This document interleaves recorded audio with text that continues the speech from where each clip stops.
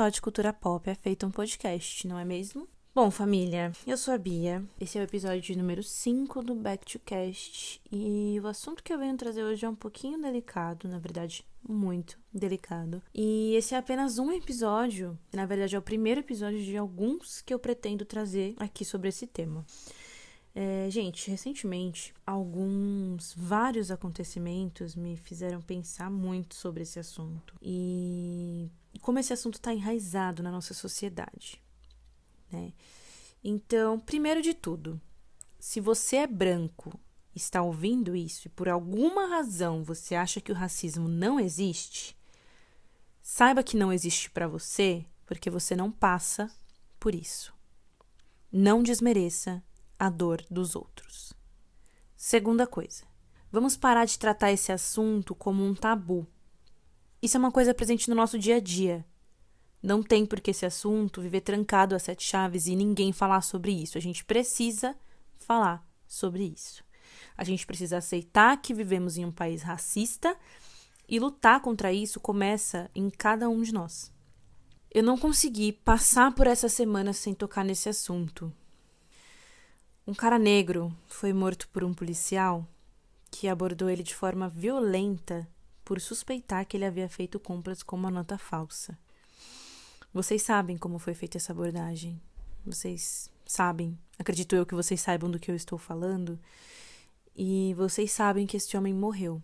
Assim como aquele episódio de Orange is the New Black, em que a Pulsei é morta de uma forma absurda por um policial na cadeia.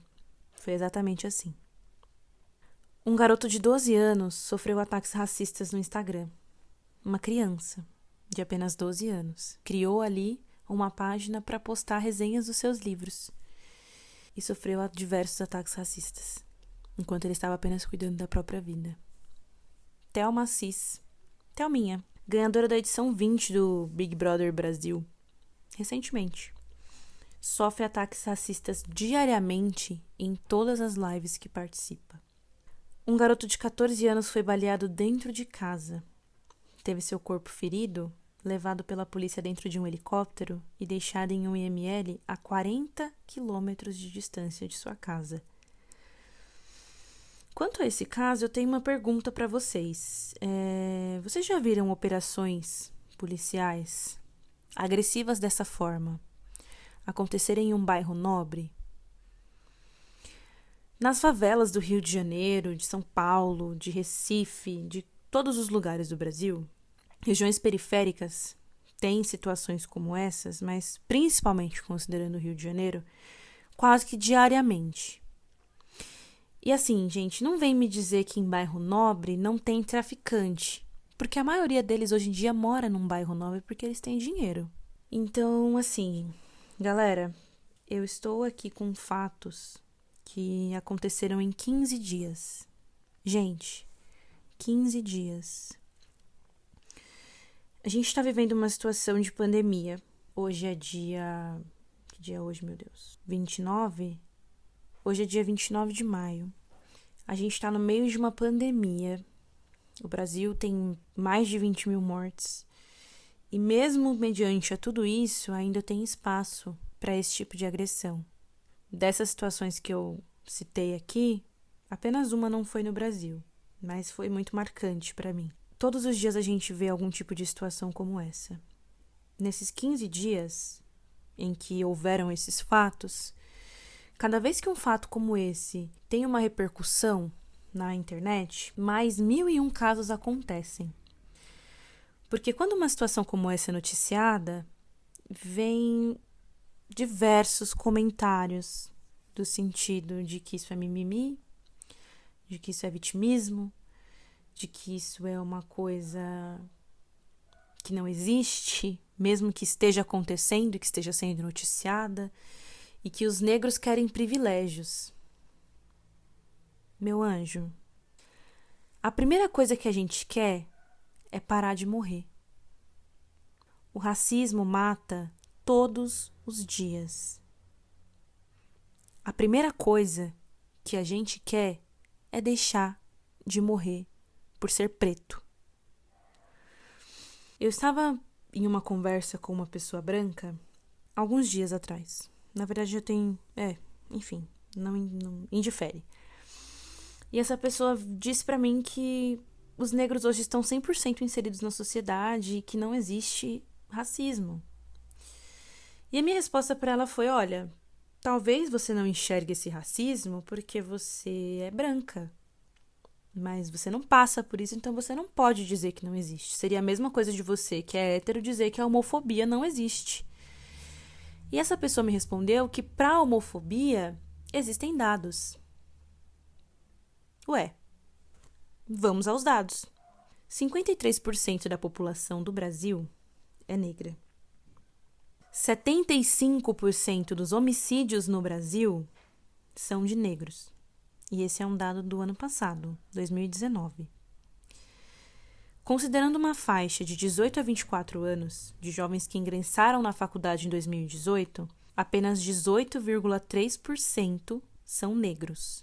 Talvez por isso, uma foto que a Isa, cantora Isa, e a Thelma, que eu já citei anteriormente, postaram nas redes sociais recentemente, em que a turma de faculdade dela só tinha elas como negras. Elas eram as únicas formandas negras da turma. Talvez esse dado tenha um reflexo muito grande em relação a isso. A chance de um negro ser analfabeto no Brasil é 5 vezes maior do que um branco. E a cada 4 pessoas que completam o ensino superior, apenas uma é negra. 64% da população carcerária no Brasil é negra. Isso é uma coincidência? Eu acho que não. 70% das pessoas em situação de extrema pobreza no Brasil são negras. 39,3% de negros que residem em áreas urbanas não possuem esgoto encanado. Talvez isso ocorra porque a maior parte dessas pessoas residem em favelas. E isso também não é uma coincidência. A cada 12 minutos, uma pessoa negra é assassinada no Brasil. Isso realmente não te assusta? Porque a mim, sim. Porque a cada 12 minutos eu posso ser a vítima desse assassinato. Os índices são extremamente assustadores. E isso acontece no Brasil desde que o negro é negro. Vamos voltar para muitos anos atrás, para pensar que é o seguinte. Primeiro que os negros não foram trazidos para o Brasil numa colônia de férias. A escravidão foi muito romantizada na TV, nos livros de história. A forma como essa história sempre foi contada foi a partir dos brancos. O negro não teve a oportunidade de contar a própria história, de contar o que realmente foi esse período. Então, grande parte, a maioria das pessoas, na verdade, ela tem uma visão muito romantizada do que foi a escravidão, do que foi a época da escravatura no Brasil. A abolição da escravatura, ela só aconteceu no Brasil porque o negro daria mais lucro ao capitalismo do que ao regime que escravizava aquelas pessoas. A princesa Isabel, ela não foi uma salvadora da pátria, ela assinou a Lei Áurea sob muita pressão de todos os países do Ocidente, porque o Brasil era o único que ainda tinha aquele regime. Então o atraso já vem assim, de muito tempo. Antes da assinatura da Lei Áurea, os escravos eles tiveram primeiro a Lei do Ventre Livre. Esse era o nome. E assim, gente, isso era uma chacota, porque o filho do escravo ele nasce livre, né? Você vai nascer filho de escravo, você está livre. Porém, você tem que trabalhar até os 21 anos para pagar a sua liberdade. Olha que maravilha. Que sensacional. Depois, teve a lei também do sexagenário. E assim, você que é escravo, você foi escravizado a sua vida inteira, chegou aos 60 anos, você está livre. Quem que viveu naquelas condições chegaria aos 60 anos de idade. E aí lá em 1988, depois de toda a pressão, né, depois de toda uma luta, né, para que o Brasil adotasse, né, um regime que libertasse os escravos eles foram livres.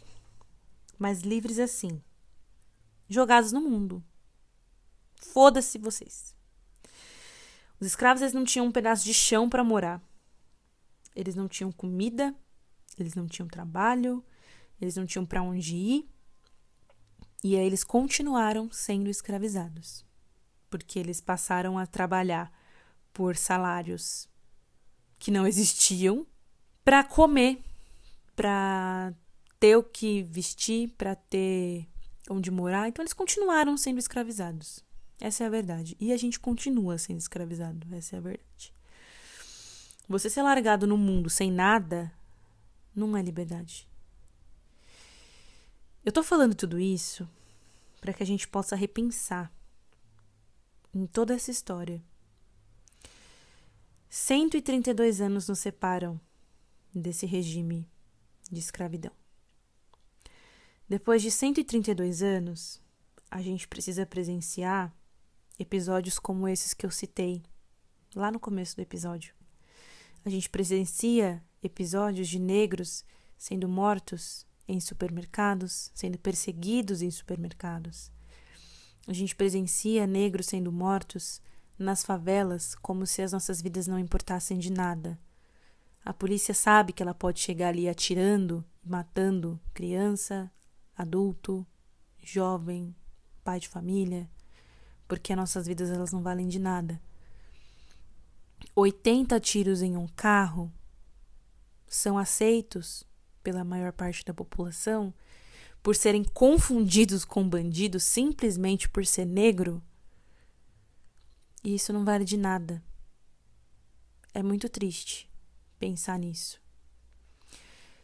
Para mim é muito triste saber que eu posso ter dinheiro, eu posso ter educação, eu posso ter o que for, mas eu sempre vou ser alvo de olhares diferenciados por onde quer que eu passe. E eu já passei muito por isso, gente. Eu tô falando assim, com propriedade e com muita dor. Eu divido isso com vocês. Então, eu tô gravando isso aqui porque a gente precisa pensar. A gente precisa conversar sobre isso.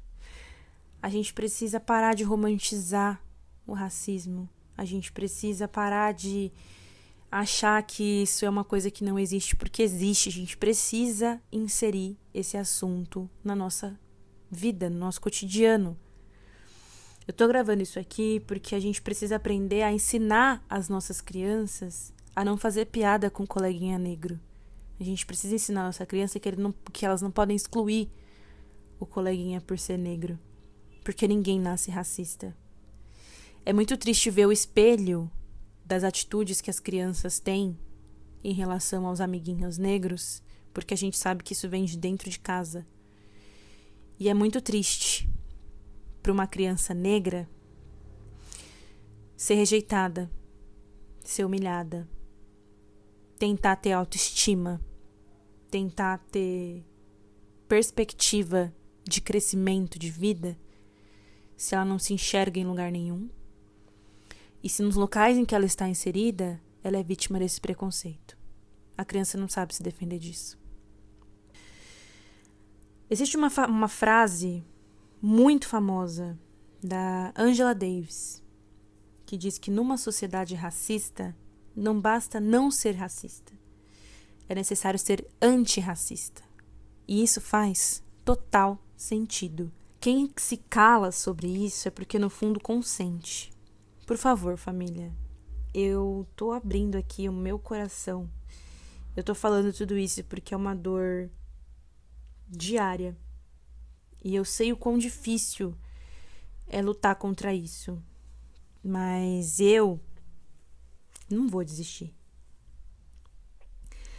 Eu sei que eu não vou viver o suficiente para enxergar, para conseguir ver o resultado de toda essa luta, mas eu espero que os meus filhos e os meus netos, eles possam ser livres de alguma forma, que eu não fui, e que eles não passem por situações que eu passei. A gente tem muito a discutir sobre isso, a gente tem muito a falar sobre isso. Eu pretendo gravar outros episódios focando especificamente em determinados assuntos, como a solidão da mulher negra, sobre o racismo na infância, sobre racismo estrutural, sobre a sociedade de uma forma geral. Eu tenho muita coisa que eu quero falar sobre esses assuntos, eu tenho muito a estudar sobre esses assuntos porque eu não sei de tudo. Tem muita gente que acha que a gente, por ser negro, é uma enciclopédia de todos os assuntos que envolvem. Não, gente, eu não sei. Eu estudo muito, eu procuro saber de muita coisa porque eu me interesso, mas a gente não sabe de tudo, eu não sei de tudo. O que eu estou trazendo aqui são dados que eu pesquisei, que eu estudei e que eu soube. Eu tenho notícias, experiências minhas, mas eu quero estudar sobre esses assuntos para trazer esses assuntos aqui, porque se uma pessoa ouvir isso e concordar e eu conseguir virar uma chavinha na cabeça dela de alguma forma, eu já vou estar 100% feliz, 120% feliz. Eu tô aqui para levantar esse debate e eu espero que vocês realmente entendam qual é a minha intenção em relação a tudo isso. Sobre essas situações que aconteceram nesses últimos 15 dias, são situações que doeram em mim, que eu sei que isso não vai deixar de acontecer, mas eu tenho muita fé e muita esperança de que as pessoas continuem se revoltando contra isso. E que assim como está acontecendo em Minnesota, sim, gente, eu apoio totalmente o que está acontecendo lá. E assim como está acontecendo lá em Minnesota, eu espero que as pessoas, elas mudem as atitudes a partir desse momento. Que todos esses protestos, que toda essa revolta tenha um reflexo positivo daqui pra frente. E é literalmente fogo nos racistas. Eu trouxe aqui algumas expressões que foram repostadas recentemente na página do Quebrando o Tabu. Originalmente esse post foi criado pelo @Danininho e @LeviCaiqueF. São termos racistas utilizados até hoje, que muita gente não sabe que são termos racistas, então eu trouxe esses termos e essas definições aqui para que a gente possa tentar excluí-los do nosso vocabulário. O primeiro desses termos é boçal. Esse termo foi criado para se referir ao escravizado recém-chegado da África ao Brasil e que não sabia falar português. Esse escravizado era chamado de boçal porque ele não sabia a nossa língua. Caso você utilize esse termo para se referir a alguém ou alguma coisa, alguma situação, você pode substituí-lo por rude, por grosseiro, por ignorante. Criado mudo. Esse aqui é um termo que eu já sabia há um bom tempo, seu significado, e eu já cheguei a entrar em algumas discussões sobre ele. Inclusive, gente, recentemente, assim, bem recentemente mesmo, eu ouvi uma música no rádio daquela dupla sertaneja Maiara e Maraíza em que esse termo está presente e eu senti um incômodo muito grande. Eu não sei qual é o nome da música, não consumo o trabalho delas, mas me incomodou bastante essa expressão na letra de uma música, provavelmente uma música nova. Mas enfim, criado mudo é um termo que foi utilizado que se referia ao escravizado que era obrigado a ficar ao lado da cama dos seus senhores a noite inteira, em silêncio, em pé. Normalmente esse escravizado ele passava a noite segurando um copo de água e uma toalha para estar ali à disposição para servir os seus donos caso fosse necessário. Após a abolição da escravatura, esse escravizado ele foi substituído por uma mesa de cabeceira que recebeu esse apelido, criado mudo. Bom, eu não preciso falar nada sobre isso, né? Mesa de cabeceira é o nome do móvel. A gente não precisa utilizar mais esse termo absurdo para se referir a ele. O termo feito nas coxas. Esse é um outro termo que já me colocou em discussões, não só uma vez. Mas esse termo, ele foi criado porque na época da escravatura, as telhas mesmo, das casas, eram moldadas nas coxas dos escravizados. Mas cada corpo ele tinha um tamanho diferente, então cada telha ia ter um formato e um tamanho diferente. Com isso, elas não se encaixavam. E por estarem mal feitas, não davam ao telhado o acabamento necessário. E aí criou-se esse termo de feito nas coxas para se referir a algo mal feito. Também não preciso falar nada sobre isso, eu espero. Denegrir. Essa palavra, ela significa tornar negro. Quando você utiliza o termo denegrir para se referir a algo ruim, você fortalece a ideia de que algo negro é ruim. Como alternativa para esse termo, você pode utilizar as palavras difamar ou caluniar. Mas existem diversos outros termos, como, por exemplo, mercado negro, lista negra, humor negro, a coisa tá preta, serviço de preto, ovelha negra, sempre associando o negro ao que é ruim.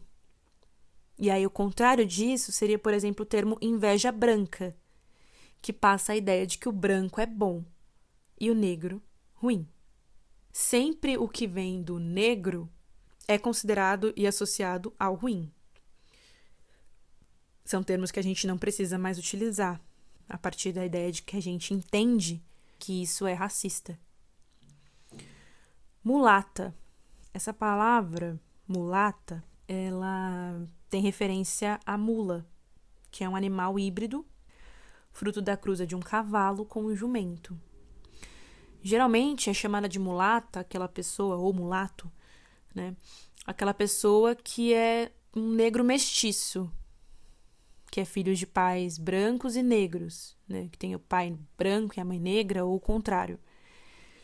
Gente, retirem esse termo do vocabulário de vocês. Você pode usar simplesmente negro de pele clara.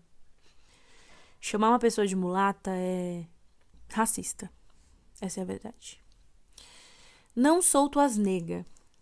Na época da escravidão, as mulheres negras elas eram tidas como propriedade dos homens brancos. E eles faziam com elas o que bem entendiam. E associar a mulher negra a uma propriedade, como se um ser fosse do outro, é um termo muito racista. E a gente não deveria utilizar mais isso, sabe? Muitas vezes é a própria pessoa que fala, eu não sou tuas nega, para se referir eu não sou sua empregada, eu não sou sua escrava, eu não sou sua propriedade. A gente não precisa utilizar de um termo como esse. Da cor do pecado. Muita gente utiliza desse termo como um elogio. Ou, mano, desculpa, família, mas assim, falar que eu tenho a cor do pecado é um elogio aonde, porra? É um termo que sexualiza o corpo negro. Liga a cor da pele ao pecado que é uma coisa ruim. Então, tá sempre associando a cor da minha pele a uma coisa ruim. Na época da escravatura, os homens brancos, os senhores, eles utilizavam das mulheres negras para tudo, né? E muitas vezes para sexo. E aquela diversão momentânea era sempre tida como pecado para eles, né? Porque nenhum homem se orgulhava de se deitar com uma mulher preta. Vamos combinar que até hoje isso é muito comum, né? Tem muito homem que ainda não se orgulha e não assume a mulher preta. Mas esse assunto vai para outro episódio. Eu posso continuar? Eu acho que eu só tenho mais um termo que eu gostaria de falar, que é o termo meia tigela. Quando os negros eles eram escravizados, muitas vezes eles tinham que trabalhar por estímulos de comida. E aí, quando eles não atingiam as metas que eram estabelecidas pelos brancos, eles recebiam apenas meia tigela de comida. E aí, por isso, criou-se o termo meia tigela. Eu preciso falar mais alguma coisa sobre esse termo? Pois bem. A minha lição de casa para vocês é o seguinte. Eu peço que vocês se atentem a esses termos que eu acabei de citar. Tem vários outros, tá, gente? Mas eu peço que vocês se atentem a esses termos e procurem excluí-los do vocabulário. Procurem não citar esse tipo de coisa. Procurem repensar antes de falar esse tipo de coisa. E antes que vocês pensem que é mimimi, vitimismo, que isso não existe, eu vou repetir mais uma vez. Não é porque não dói em você que não existe. Então repensem, gente. A gente está vivendo uma situação muito complicada por diversas razões. E nessa situação de pandemia, a maior parte das mortes são de negros.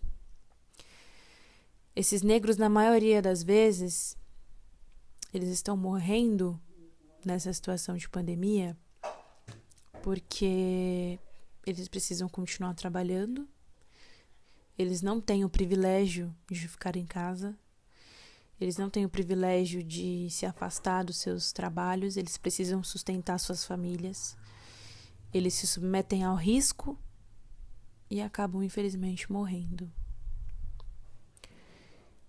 E isso é racismo. Esse foi um tema que eu repensei e eu pensei e repensei muito antes de gravar. Eu fiz várias pesquisas, eu assisti vários vídeos, eu vi muitos relatos, porque eu não quero trazer um conteúdo vazio. Eu não quero falar qualquer coisa. E eu espero que vocês entendam que eu tô fazendo isso porque eu enxergo uma necessidade muito grande de falar sobre. Tá? Bom, gente, esse não é um assunto muito fácil, esse não é um assunto muito tranquilo pra gente citar, mas é necessário. Eu espero que vocês tenham gostado, eu espero que vocês me deem feedbacks em relação a isso. Os meus contatos eu vou repetir, eu sempre falo, mas eu vou falar aqui mais uma vez. O meu e-mail para contato no podcast é backtocast@gmail.com, Instagram @backtocast, no Facebook também @backtocast. Me deem feedbacks, orientações, sugestões sobre esse tema ou qualquer outro. Esses termos que eu trouxe aqui foi quase um checklist, mas esse é um episódio Vamos Falar Sobre. É um dos quadros que já teve um episódio, inclusive. O primeiro episódio foi Vamos Falar sobre Amy Winehouse. Agora vamos falar sobre racismo. Teremos outros episódios, vamos falar de determinadas coisas. Como eu disse no primeiro episódio, esse não vai ser um podcast apenas voltado para a cultura pop. Eu quero trazer um pouco de tudo aqui. E é isso. Gente, compartilhem o episódio com as pessoas que vocês gostam, com pessoas que vocês acham que vão se interessar sobre o tema.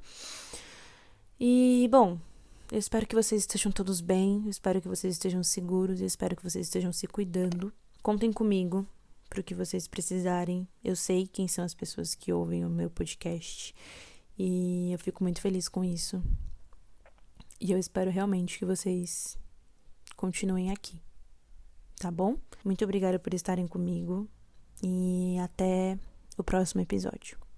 Beijo.